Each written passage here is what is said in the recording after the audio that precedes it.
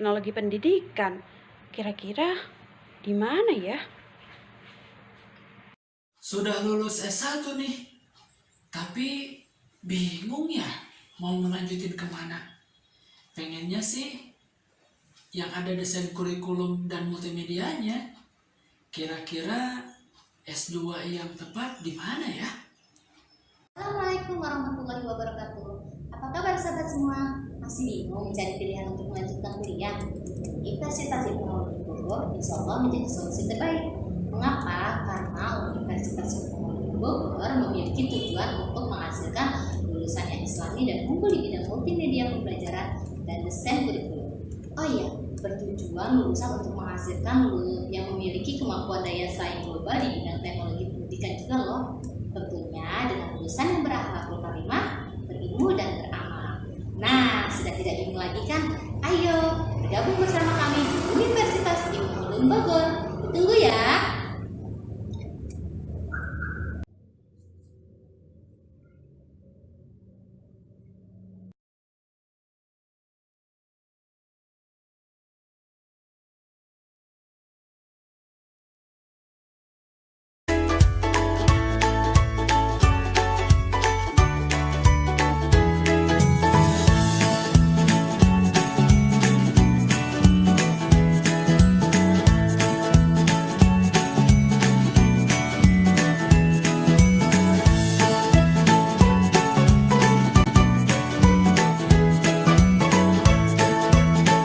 Bismillahirrahmanirrahim. Assalamualaikum warahmatullahi wabarakatuh. Alhamdulillahirrahmanirrahim. Wassalatu wassalamu ala asrofil anbiya'i wal mursalin wa ala alihi wa sahbihi ajma'in. Amma ba'du. Segala puji bagi Allah yang Maha Kuasa. Semoga salawat serta salam tercurah kepada Nabi kita Muhammad sallallahu alaihi wasallam. Apa kabar saudara semua? Semoga senantiasa dalam keadaan sehat walafiat serta dalam lindungan Allah Subhanahu wa taala.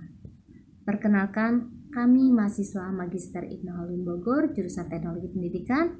Insya Allah pada kesempatan ini akan memberikan sebuah materi tentang pembelajaran di saat pandemi. Sebelumnya, saya Eli Fitriani SPD akan ditemani dua teman saya, yaitu Bapak Irfan Kurniawan SKOMI dan Ibu Reni Kurniawati SPD. Sebelum kami melanjutkan materi, perkenalkan, saya mengucapkan rasa hormat dan terima kasih kepada Bapak dosen pengampu mata kuliah Teknologi Informasi Komunikasi dalam Pendidikan, yaitu Bapak Dr. Insinyur Muhammad Givi Efdivia SKOM.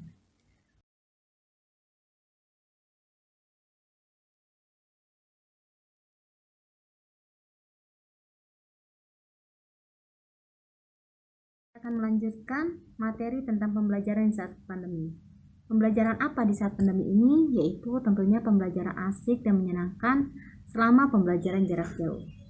Nah, saudara-saudara semua, kita mengetahui bahwa pandemi ini belum berakhir, sehingga pembelajaran kegiatan mengajar tentu tidak akan sama seperti dulu lagi, tidak bisa melakukan di sekolah.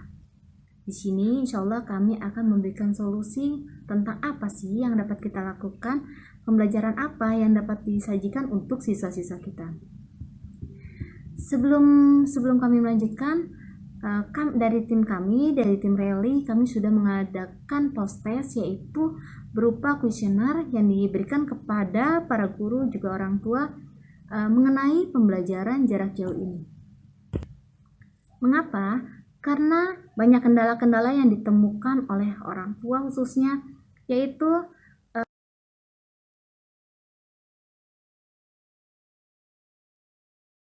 berdasarkan data ini kami dapat menyimpulkan bahwa tantangan tentang pemberian metode pembelajaran serta mengedepankan menuntaskan kurikulum kompetensi inti dan dasar selama PJJ itu masih diutamakan. Nah, baiklah, kami akan mengupas selanjutnya materi ini dan akan dilanjutkan oleh rekan kami Bapak Irfan dan Ibu Reni.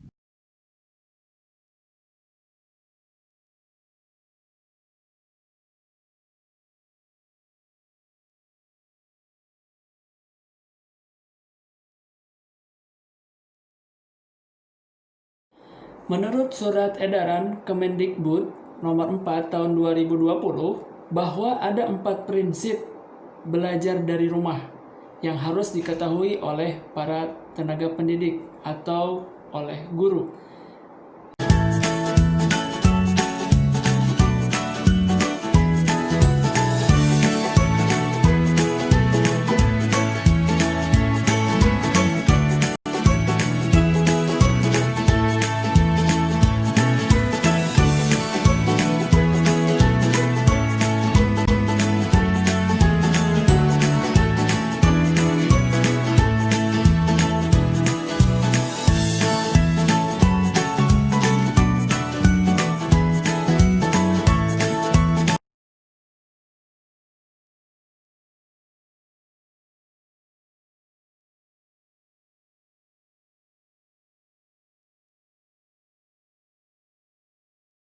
Empat prinsip itu apa saja?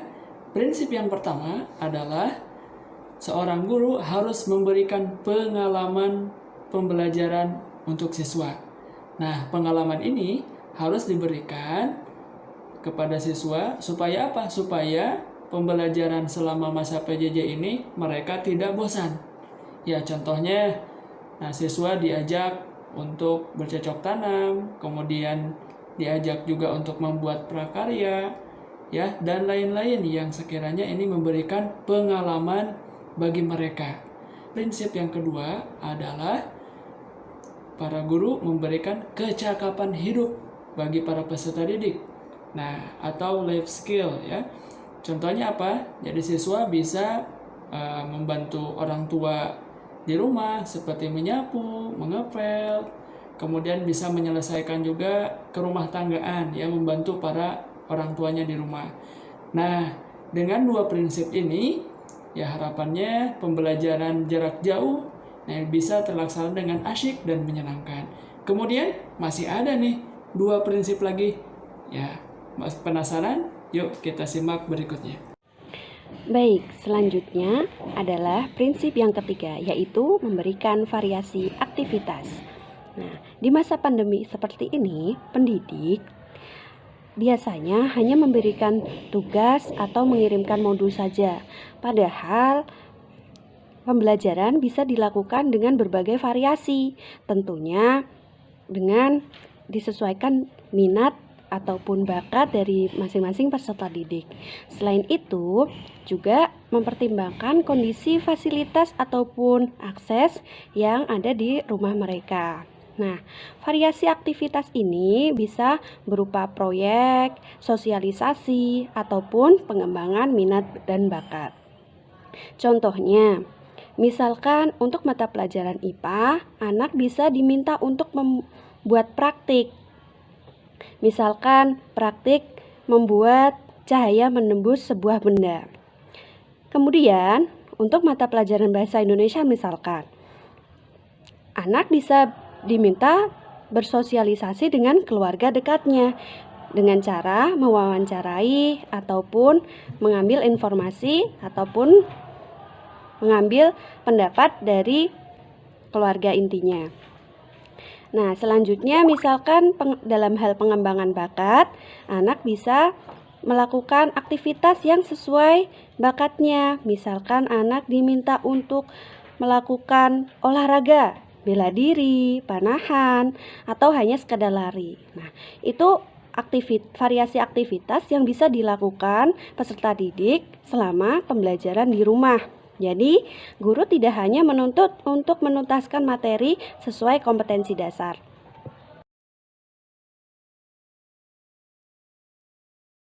Nah, variasi aktivitas ini tentunya bisa dilakukan dengan 2 metode. Yang pertama, metode sinkronus, yang kedua adalah metode asinkronus. Metode sinkronus berarti pembelajaran daring dengan cara komunikasinya langsung. Nah, biasanya dengan aplikasi Zoom Meeting, Google Meet, dan lain sebagainya. Yang kedua, metodenya asinkronus. Berarti ada komunikasi tertunda di sini. Jadi, antara pendidik dan peserta didik tidak bertatap muka. Misalkan dengan email ataupun chat.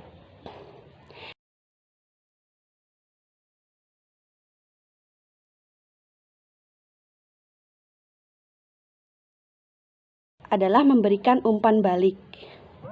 Setiap individu pasti ingin mendapatkan sebuah penghargaan. Nah, begitu pula peserta didik.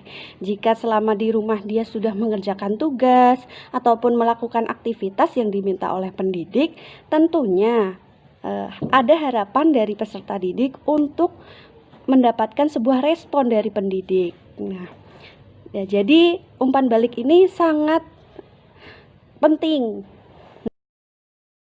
Umpan balik tidak hanya berupa kuantitatif, yaitu skor ataupun penilaian, tapi bisa juga berupa kualitatif, misalkan dengan pujian, rasa terima kasih, memberikan motivasi.